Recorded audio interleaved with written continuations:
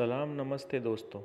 स्वागत है आपका हमारे इस नए चैनल पर, जहां हम आपके लिए लाते हैं दिल दहला देने वाली कहानियां। अगर कहानी पसंद आए तो लाइक और सब्सक्राइब ज़रूर करें। हम यूं ही आपके लिए ऐसी खौफ से भरी कहानियां लाते रहेंगे। तो शुरू करते हैं आज की कहानी से।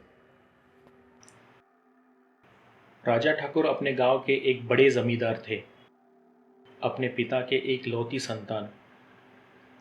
पिता की सारी जायदाद के वो अकेले ही मालिक थे। गांव वाले राजा ठाकुर को अपना मसीहा समझते थे। राजा ठाकुर एक बहुत ही होशियार और साफ दिल के आदमी थे। गांव वालों की मदद करना वो अपना फर्ज समझते थे। राजा ठाकुर की बीवी साक्षी 7 माह गर्भवती थी और कुछ ही वक्त में उनकी हवेली में एक बच्चे की हंसी गूंजने वाली थी। कुछ दिन बाद गांव वाले राजा ठाकुर के पास एक समस्या लेकर आए। उन्होंने कहा कि अचानक गांव में लोग लापता हो रहे हैं। 2 दिन पहले श्यामलाल जब खेत से निकलकर घर आ रहा था तो वो घर पहुंचा ही नहीं। घर वालों ने सारा खेत छान मारा लेकिन वो नहीं मिला। गांव वाले उसे ढूंढ ही रहे थे, लेकिन अगले दिन बिरजू भी लापता हो गया। ऐसा तो इस गांव में कभी नहीं हुआ था कि लोग अचानक गुम हो रहे हो। हमें आपकी मदद दरकार है इस मसले को सुलझाने के लिए। ठाकुर ने सारा माजरा सुना और अपने इंस्पेक्टर दोस्त किशन को हवेली बुलवा लिया। किशन गांव वालों की बातें सुनते ही बोला, हाँ ठाकुर साहब, मैं भी इन सब लापता हुए लोगों की खबर से वाकिफ़ हूँ और मैंने अपने लोग पहले ही उनकी खोज में लगा दिए हैं। जैसे ही कोई हमें मिलेगा हम आपको ज़रूर खबर करेंगे। गौर करने वाली बात यह है कि जिस गांव में ऐसा कुछ कभी नहीं हुआ वहां अचानक लोग लापता कैसे होने लगे। ये लोग कोई बहुत अमीर लोग भी नहीं कि उनसे कुछ वसूला जा सके। खैर, मैं अपनी से पूरी कोशिश करूँगा उन लोगों को ढूंढने की। ये कहकर किशन वहाँ से रवाना हो गया। हालांकि किशन एक जिम्मेदार और बहादुर इंस्पेक्टर था, ठाकुर ने अपनी तरफ से भी कुछ लोग इनकी खोज में लगा दिए। इससे ज़्यादा उन्हें ना कुछ पता था ना वो कुछ कर सकते थे, इसलिए इंतज़ार के अलावा और कोई रास्ता नहीं था। अगले दिन साक्षी अपने कमरे में आराम कर रही थी। अचानक उसे किसी के कदमों की आहट सुनाई दी। उसने पहले ही सब लोगों से कह रखा था कि वो आराम कर रही है, फिर ये कौन है जो उसके कमरे में शोर मचा रहा है। कौन है वहाँ? उसने पूछा। कहीं से कोई जवाब नहीं आया। न चाहते हुए भी उसे बेड से उतरना पड़ा। अब हवेली के कमरे छोटे तो होते नहीं। उसे जिस तरफ से आवाज़ आई थी वहाँ जाकर उसने देखने की कोशिश की। वहाँ कोई नहीं था। वो दोबारा मुड़कर बेड की तरफ आ ही रही थी कि उसे पीछे से फिर से किसी के कदमों की आवाज़ आई।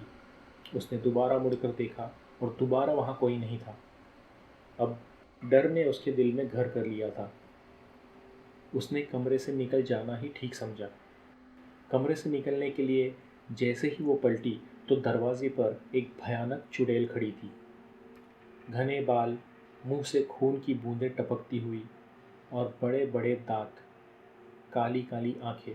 जैसे ही उसने चुड़ैल को देखा वो चुड़ैल किसी मकड़ी की तरह दीवारों पर चलने लगी और छत पर जाकर फिर से उसे घूरने लगी।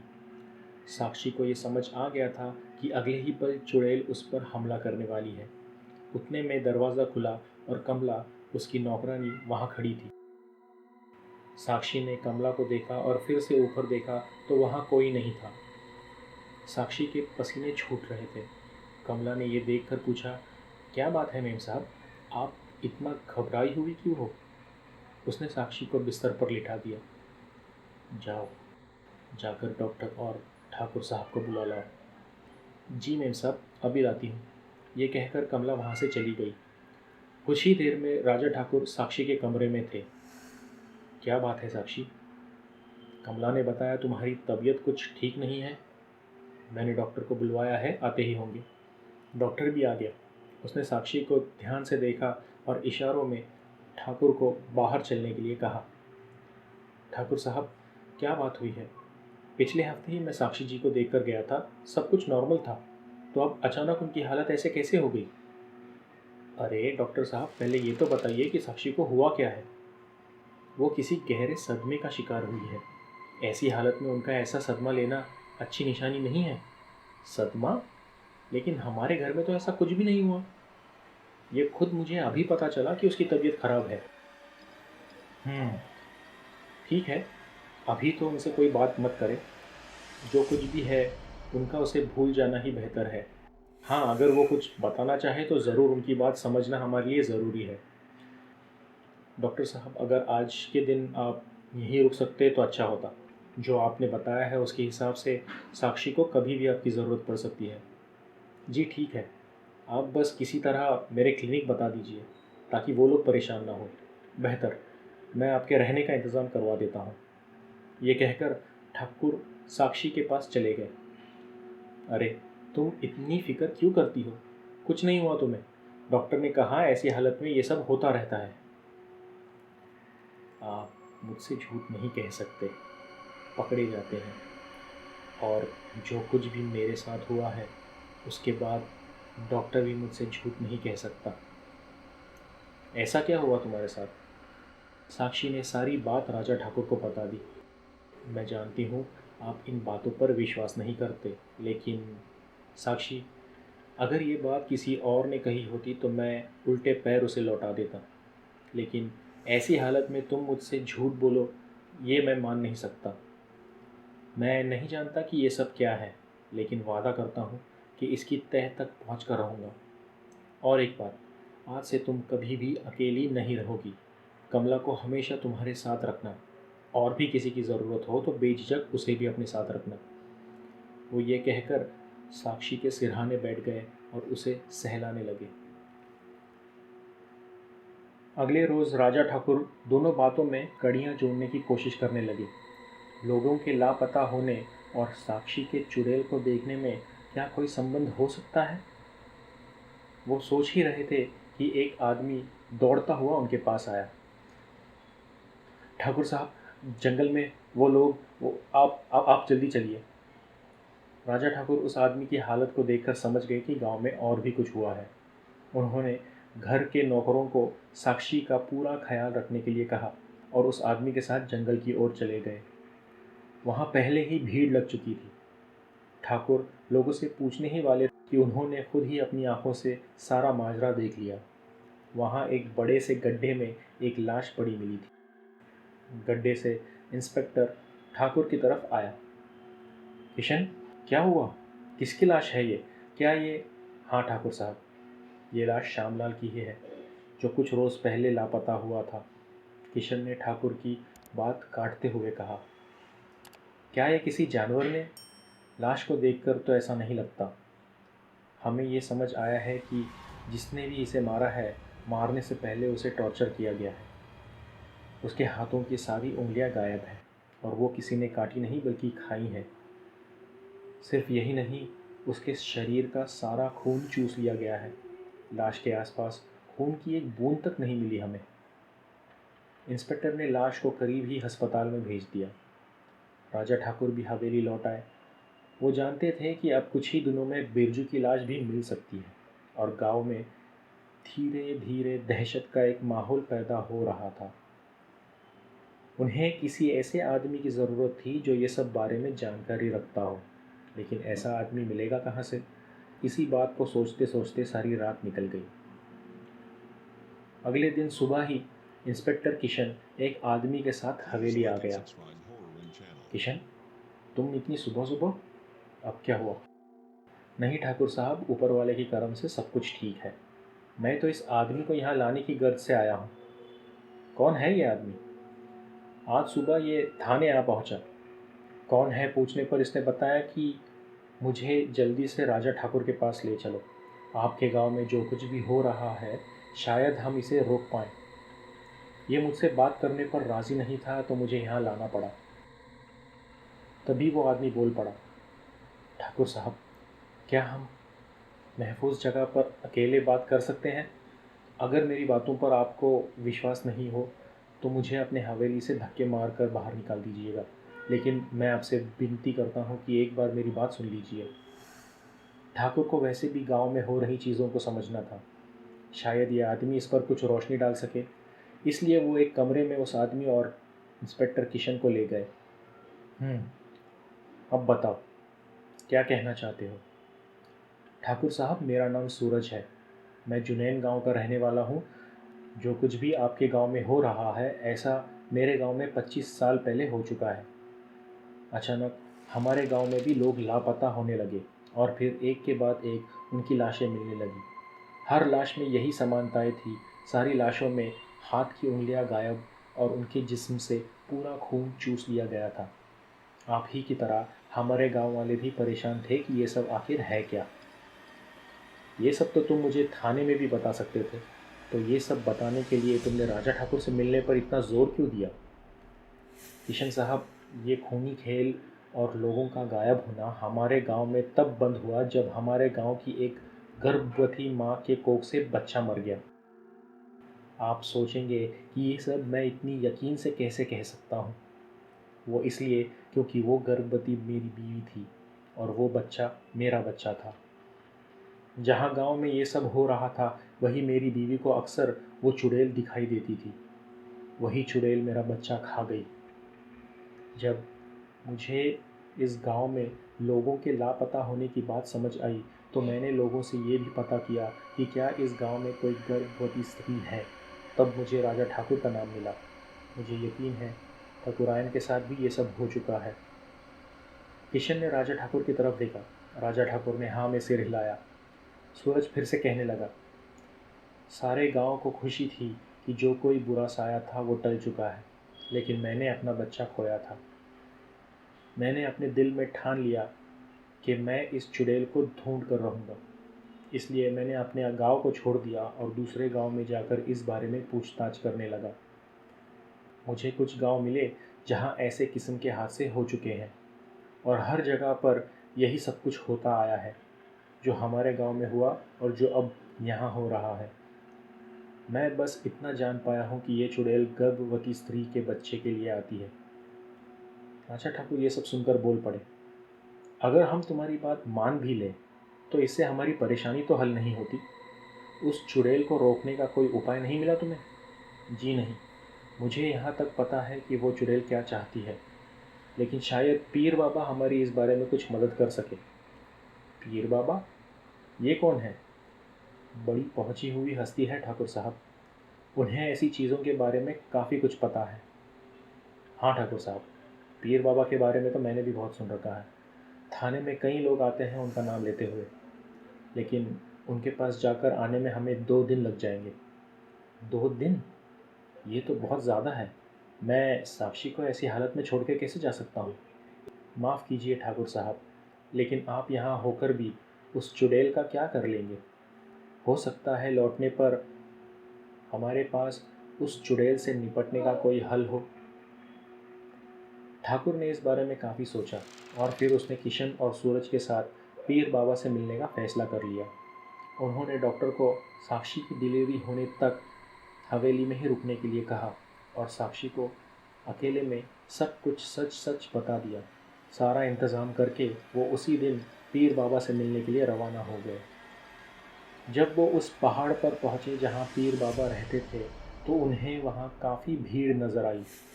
अब वो सोचने लगे कि पीर बाबा से जल्द कैसे मिला जाए। ये सोच ही रहे थे कि 2 लड़के उन्हें ढूंढते हुए उनके पास आए। आप राजा ठाकुर हैं ना? जी हाँ, लेकिन आप हमें कैसे जानते हैं? पीर बाबा ने हमें आपका हुलिया बता रखा था और ये भी बताया था कि आप इन्हीं दिनों में आएंगे। हम आप ही को ढूंढ रहे थे। चलिए, पीर बाबा आपका इंतज़ार कर रहे हैं। वो लोग इस बात से थोड़ा हैरान हुए और फिर उन लड़कों के पीछे चल दिए। कुटिया के अंदर जाने पर उन्होंने देखा कि ये एकदम साधारण सी कुटिया है, जहाँ खाने पीने के कुछ बर्तन और सोने के लिए कुछ बिस्तर रखा हुआ है। वहीं छोटी सी खिड़की में एक बहुत ही बूढ़ा आदमी खड़ा था। उस आदमी ने इन्हें महसूस किया और कहा, आइए ठाकुर साहब, आइए। उम्मीद करता हूँ आप खैरियत से होंगे। वो आदमी पलटा और इन तीनों के सामने आकर बैठ गया। बैठिए। माफ़ कीजिए, लेकिन यहाँ आपको ज़मीन पर ही बैठना होगा। वो तीनों शर्माते हुए ज़मीन पर बैठ गए। पीर बाबा, हम आपसे कुछ जानना चाहते हैं। कमाल करते हैं आप सब। जो बात आप पहले से ही जानते हैं वो भला आपको मैं कैसे बता सकता हूँ? जी, हम कुछ समझे नहीं। हम जानते हैं कि आप उस चुड़ैल के बारे में हमसे पूछने आए हैं। अच्छा बताइए, क्या आप जानते हैं कि वो चुड़ैल क्या चाहती है? पक्का तो नहीं, लेकिन जो सूरज ने हमें बताया है उससे तो यही लगता है कि वो हमारे बच्चे को मारना चाहती है। तो अगर आप उस चुड़ैल को हराना चाहते हैं तो आपको बस ये बात पक्की करनी है कि आपका बच्चा पैदा हो जाए। लेकिन बाबा, हम उस चुड़ैल के बारे में कुछ नहीं जानते, उससे लड़ेंगे कैसे? हाँ, अब आपने सही सवाल किया है। आप पहले ही जानते हैं कि किसी भी कीमत पर आपका बच्चा इस दुनिया में पैदा हो जाना चाहिए। यही उस चुड़ैल ठार होगी। रहा सवाल उस चुड़ैल का, तो वो एक घुटकनी है। घुटकनी? हाँ, घुटकनी। ये चुड़ैलों में एक किस्म की चुड़ैल होती है। इनके पास कई सारी शक्तियाँ होती हैं, लेकिन इन ताकतों को हासिल करने के लिए उन्हें अपनी उम्र का बलिदान करना होता है। उसके बाद वो अपनी उम्र उन बच्चों से चुराती है जो अभी तक पैदा नहीं हुए। वो किसी भी बच्चे की उम्र नहीं चुरा सकती। इन बच्चों के पैदा होने के वक्त पर सब कुछ निर्भर होता है। घुटकनी सिर्फ उन बच्चों की उम्र चुरा सकती है जो 8 महीने से ऊपर गर्भ में हो और 8 महीनों के बाद एक अमावस देख चुके हो। सिर्फ यही नहीं, ये चुड़ैल सिर्फ लड़कियों की उम्र चुरा सकती है। यानी अगर वो किसी गर्भवती के पीछे है, इसका मतलब उस गर्भ में एक लड़की है। मेरी बीवी ने भी अपना बच्चा अमावस की रात ही खोया था। सूरज उदास होकर बोल पड़ा। लेकिन इसका मतलब हरगिज़ नहीं कि वो सिर्फ अमावस के रात ही बच्चे को मारेगी। अमावस से लेकर बच्चा पैदा होने तक वो कभी भी हमला कर सकती है। एक घुटकनी की सबसे बड़ी शक्ति ही उसकी कमज़ोरी होती है, उसका काला खून। अपने आप पर इतना काला जादू करने के असर से उसका खून काला हो जाता है, जिससे उन्हें ये सारी शक्तियाँ मिलती है। जब भी उन्हें अपनी उम्र ख़त्म होने का एहसास होता है तो वो बच्चा चोरी करने के लिए निकल पड़ती है। अपनी उम्र के इस वक्त वो बहुत कमज़ोर हो जाती है, इसीलिए उसे मर्दों का खून पीने की ज़रूरत होती है। तो यही वजह है कि गांव से मर्द लापता होते हैं। हाँ, लेकिन वो सीधे सीधे उनका खून नहीं पी सकती। वो पहले तो उन लोगों पर अपना काला जादू करती है, और जब उनका खून काला पड़ जाता है तब वो सारा खून चूस लेती है। अगर वो आप लोगों पर हमला करे और आप लोग किसी तरह उसे घायल कर सके तो वो धीरे धीरे कमज़ोर पड़ने लगेगी। उसके पास अपने आप को ताकत देने के लिए काला खून नहीं होगा। लेकिन बाबा, क्या हम इस चुड़ैल को घायल कर सकते हैं? मेरा मतलब है कि वो कोई आम इंसान तो नहीं जिसे बंदूक या तलवार से मार सके। जिस तरह का इनका जादू होता है उसमें हमेशा कोई ना कोई कमज़ोरी होती ही है। घुटकनी के जादू में भी एक कमज़ोरी है। इस पर वो हथियार काम करते हैं जो उसके वक्त के हो, यानी उस वक्त के जब वो औरत थी। इसके चुड़ैल बनने से पहले के कोई भी हथियार उस पर ऐसे ही काम करेंगे जिस तरह एक इंसान पर करते हैं। अब ये आपको ढूंढना है कि कितने पुराने हथियार इस्तेमाल में लाए जाए। ठाकुर, किशन और सूरज के लिए इतना समझना काफ़ी था। उन्होंने फ़ौरन ही गांव निकलने का फ़ैसला किया। पीर बाबा को धन्यवाद कहते हुए वो कुटिया से बाहर आ गए। वो लोग आगे जाने ही वाले थे कि पीर बाबा की आवाज़ आई। एक और बात, वो चुड़ैल जान गई है कि तुम लोग यहाँ मेरे पास आए हो। ये सुनकर खौफ उन तीनों के चेहरे पर राज करने लगा। लेकिन बाबा, आपको कैसे पता चला कि चुड़ैल जान चुकी है? क्योंकि वो तुम्हारे पास ही खड़ी है। ये सुनकर तीनों का दिल जैसे धड़कना भूल गया। तभी बाबा ने कुछ पढ़कर फूंका, एक हवा चली और वो चुड़ैल वहाँ से गायब हो गई। अपने डर को काबू करो बच्चों। अभी तक तुम इसके बारे में कुछ नहीं जानते थे, इसलिए डर रहे थे। अब वो तुम्हारे लिए कोई अनजान नहीं, अब वो तुम्हारे लिए कोई जानवर जैसा है जो तुमसे थोड़ा ज़्यादा ताकतवर है, जैसे कि कोई शेर या कोई हाथी। अब जब तुम्हें पता है कि उससे कैसे लड़ना है, तो डर किस बात का। बाबा की ये बात वाकई हिम्मत बांधने वाली थी, और उनकी हिम्मत बंधी भी। वो जल्दी से वहाँ से निकल गए।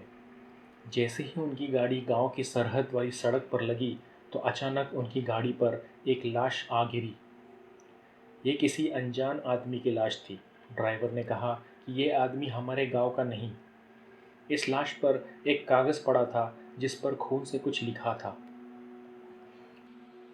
मैं सिर्फ तेरे बच्चे को खाने आई थी, लेकिन तूने मुझसे उलझने की जुर्रत की ठाकुर। अब मैं तुझे और तेरे गांव को बर्बाद कर दूंगी। जिस वक्त तेरा बच्चा मेरा शिकार होगा, उस वक्त से इस गांव में मौत तांडव करेगी। जा, बचा सकता है तो बचा ले अपने लोगों को। ठाकुर ने सबसे कह दिया कि कोई भी इस बारे में किसी से कुछ नहीं कहेगा। उन्होंने लाश को आग लगा दी और चिट्ठी भी उसी आग में जला दी, और फिर हवेली के लिए निकल पड़े। ठाकुर ने हवेली पहुंचकर पहले साक्षी की खबर ली। उसे ठीक ठाक देखकर ठाकुर की जान में जान आई। उन्होंने डॉक्टर साहब को एक कमरे में बुलवा लिया। किशन और सूरज पहले ही से उस कमरे में मौजूद थे। डॉक्टर साहब, ये बताइए कि साक्षी को गर्भवती हुए सही सही कितने महीने हो चुके हैं। साक्षी जी को 8 महीने से ऊपर हो चुका है। अगले 1 या 2 हफ्ते में कभी भी उनकी डिलीवरी हो सकती है। क्या हम सही सही बता सकते हैं कि किस दिन डिलीवरी होगी? ये कहना तो बहुत मुश्किल है, लेकिन आप ये सब क्यों पूछ रहे हैं? डॉक्टर साहब, वक्त आने पर आपको सब सच बता दूंगा। सूरज, अमावस कब है? आज से 2 दिन बाद। डॉक्टर साहब, क्या हम अमावस से पहले डिलीवरी कर सकते हैं? जी बिल्कुल नहीं। साक्षी जी की जो हालत है, उसे देखकर अगर हमने कोई भी जल्दबाजी की तो बच्चे को नुकसान हो सकता है। हमें डिलीवरी तभी करनी होगी जब उन्हें दर्द शुरू हो जाए। डॉक्टर साहब, ध्यान से सुनिए। मुझे डिलीवरी की सारी तैयारी साक्षी के कमरे में चाहिए। उसे कोई अस्पताल नहीं ले जाया जाएगा, और जैसे ही दर्द शुरू हो जाएगा, डिलीवरी जल्द से जल्द हो जानी चाहिए। आप एक और डॉक्टर और कुछ और नर्सेस हवेली में रहने के लिए बुलवा लीजिए, और उनके साथ हर वो चीज़ जिसकी आपको ज़रूरत हो। पैसे की कोई चिंता मत कीजिए। जितना पैसा खर्च हो, मुझे कोई परवाह नहीं। लेकिन ठाकुर साहब, यहाँ पहले ही नर्सेज और मैं हूँ, किसी और डॉक्टर की क्या ज़रूरत? डॉक्टर साहब, जैसा मैं कहता हूँ वैसा ही कीजिए। मैं कोई रिस्क नहीं लेना चाहता। डॉक्टर ने ठीक है कहा और इंतज़ाम करने के लिए चला गया। फिर ठाकुर सूरज और किशन को लेकर अपने तहखाने चले गए। उस तहखाने में उनकी पूर्वजों की काफ़ी पुरानी चीज़ें रखी हुई थी। उन्होंने कुछ अंदर जाने के बाद एक संदूक खोली। उनमें पुरानी तलवारें और कुछ भाले रखे हुए थे। ये मेरे दादा या शायद उनसे भी कई पुराने लोगों के हथियार हैं, कम से कम 100 या 150 साल पुराने। इतने कम समय में इनसे ज़्यादा पुराने हथियार हमें नहीं मिल सकते। अगर ये चुड़ैल ज़्यादा पुरानी ना हुई तो हम ज़रूर इसे नुकसान पहुंचा सकते हैं। उन्होंने अपने नौकरों से कहकर इन सारे तलवारों और भालों को लोहार के पास तेज़ी के लिए भेज दिया। सारी तैयारी के बीच उन्हें खबर मिली कि बिरजू की लाश जंगल में बरामद हो चुकी है। उसकी लाश बिल्कुल उसी हालत में मिली जैसे श्यामलाल की मिली थी। ये खबर सुनते ही ठाकुर, किशन और सूरज एक दूसरे को देखने लगे। किशन ने कहा, इस खबर को देर सवेर आना ही था। इसका मतलब उस चुड़ैल ने अपने दोनों शिकार का काला खून पी लिया है, और अब वो अपनी पूरी ताकत से हमला करेगी। हमें ये सब पहले ही पता था। अब इस पर सोच या बात करने का कोई फ़ायदा नहीं। डॉक्टर ने सारी तैयारी ठाकुर के कहने के मुताबिक कर ली थी। ठाकुर ने खुद हर चीज़ का जायज़ा किया ताकि तैयारी में कोई कमी न रह जाए। और आखिर अमावस का वो दिन आ गया। सुबह ही से राजा ठाकुर बहुत परेशान थे। वो ये जानते थे कि अमावस के बाद ज़्यादा देर तक उस चुड़ैल को रोक पाना नामुमकिन है। अगर साक्षी को जल्द से जल्द दर्द शुरू नहीं हुआ तो कुछ भी हो सकता है। और अगर वो चुड़ैल बच्चे को मारने में कामयाब हो गई तो उसका परिवार और गांव का हर इंसान खतरे में होगा। परेशानी उनके चेहरे पर साफ झलक रही थी, लेकिन वक्त भी उसका साथ देता है जो जुल्म के खिलाफ जमकर खड़ा होता है। रात होते ही ठाकुर को डॉक्टर ने इत्तला दी कि साक्षी को दर्द शुरू हो चुका है और अब बच्चा कभी भी हो सकता है। ये सुनकर राजा ठाकुर के अंदर जैसे एक नई उम्मीद जाग गई। इस वक्त रात के 11:30 बज रहे थे और उन्हें पता था कि 12 बजने तक चुड़ैल हमला नहीं कर सकती। उन्होंने सारे लोगों को चौकन्ना होने के लिए कह दिया और वो खुद भी सूरज और किशन के साथ डिलीवरी के कमरे में पहुंच गए। हाथों में तलवार लिए वो सब चुड़ैल के आने का इंतज़ार कर रहे थे। करीब 12:30 बजे हवेली में भगदड़ मच गई। ठाकुर ने सूरज और किशन को कमरे में ही रहने के लिए कहा और खुद बाहर देखने के लिए चले गए कि आखिर हुआ क्या है। हवेली के निचली मंजिल पर उन्होंने अपने 2 नौकरों की लाश देखी। दोनों लाशों के हाथ और पैर काटकर इधर उधर फेंक दिए गए थे। वो फौरन ही साक्षी के कमरे में भागते हुए गए और उन्होंने सबको बता दिया कि चुड़ैल आ चुकी है और डॉक्टर को भी जल्दी जल्दी करने के लिए कहा। अचानक बाहर से आवाज़ें आने लगी। ये वो लोग थे जो बाहर पहरा दे रहे थे। कुछ देर बाद कमरे का दरवाज़ा ज़ोर से पूरी तरह से खुल गया और वो चुड़ैल दरवाजे पर खड़ी हुई थी। सब लोगों ने इस मंज़र को देखा और देखकर दहशत खाने लगे। चुड़ैल ने अचानक ज़ोर से चीख लगाई और सामने खड़े एक और हथियार लिए हुए नौकर पर कूद पड़ी, जैसे कोई शेर अपने शिकार पर छलांग लगाता है। वो नौकर चुड़ैल के बोझ से ज़मीन पर गिर पड़ा और चुड़ैल ने अपनी उंगलियां उसके सर में गाड़ दी। एक ही झटके में उसने सर के 2 टुकड़े कर दिए और फिर छलांग लगाकर दीवारों पर दौड़ने लगी। अब कमरे में सूरज, किशन और ठाकुर के अलावा अस्पताल का स्टाफ और साक्षी रह गए थे।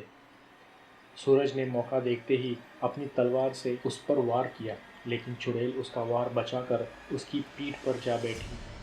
उसने एक हाथ हवा में उठाया और सूरज के पीठ में घुसा दिया। उसका हाथ सूरज के दिल को लेकर सामने से बाहर आ गया। इससे पहले कि वो कोई और हरकत करती, ठाकुर ने अपनी तलवार जोर से घुमाई। वो तलवार चुड़ैल का सर धड़ से अलग कर ही देती, लेकिन उसने किसी तरह अपने आप को बचा लिया। लेकिन इस चक्कर में वो तलवार उसके जिस्म पर एक भारी जख्म छोड़ गई। उस जख्म से काला खून बहने लगा। उसके संभलने से पहले ही किशन ने पीछे से हमला किया और चुड़ैल की पीठ पर भी वार कर दिया। उस जगह से भी काला खून निकलने लगा।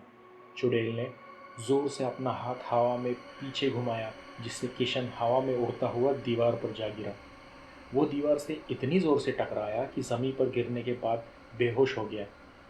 ठाकुर ने दौड़ते हुए एक छलांग लगाई, लेकिन चुड़ैल ने घूमकर उन्हें गर्दन से पकड़ लिया और दूसरे हाथ से उनकी तलवार भी दूर फेंक दी। वो उन्हें मारने ही वाली थी कि डॉक्टर ने ज़ोर से आवाज़ लगाई, हाँ बस थोड़ा और ज़ोर लगाओ, बच्चा बाहर आने ही वाला है। ये सुनकर चुड़ैल बौखला गई और हड़बड़ाहट में ठाकुर को ज़ोर से दूसरी तरफ फेंक दिया। वो जल्दी से डॉक्टर की तरफ छलांग लगाती हुई गई। उसने डॉक्टर के पीठ में अपना हाथ घुसा दिया और उसे साइड में फेंक दिया और हंसते हंसते वो बच्चे की तरफ बढ़ने लगी। अचानक उसकी नज़र साक्षी के चेहरे पर गई तो उसकी हंसी हैरानी में बदल गई। वो साक्षी थी ही नहीं, बल्कि कोई और ही औरत थी। ये एहसास उसे हो ही रहा था कि कहीं से धीमी धीमी एक छोटे बच्चे की रोने की आवाज़ आने लगी। राजा ठाकुर वो आवाज़ सुनते ही धीरे से खड़े हुए और कहा, मेरी बेटी इस दुनिया में आ चुकी है। तू हार चुकी है, हार चुकी है तू। अचानक उस चुड़ैल के जिस्म में छोटे छोटे गड्ढे होने लगे और उन गड्ढों से काला खून बहने लगा। वो नहीं नहीं की चीखें लगाती रही और उसका सारा जिस्म उसी काले खून में जैसे पिघल गया। राजा ठाकुर ने वो कर दिखाया था जिसकी किसी ने कल्पना तक नहीं की थी। उन्होंने सारे नौकरों को हवेली की साफ सफाई करने के लिए कहा और लाशों को अंतिम संस्कार के लिए भी कहा। जो कोई भी उस रात मारे गए थे, राजा ठाकुर ने उनके परिवार में अपनी ज़मीनों में से कुछ हिस्सा देने का ऐलान भी किया। कुछ देर बाद जब सब कुछ ठीक हो रहा था, डॉक्टर राजा ठाकुर से मिलने आए। राजा ठाकुर ने डॉक्टर से कहा, मुझे माफ़ करना कि मैंने सारी बातें आपको नहीं बताई और मुझे बहुत अफसोस है कि आपके साथी डॉक्टर भी इन सब में मारे गए, लेकिन ये वादा करता हूँ कि उनके परिवार की पूरी जिम्मेदारी मेरी होगी। ठाकुर साहब, मैं समझता हूँ कि आपने ये सब मुझे क्यों नहीं बताया।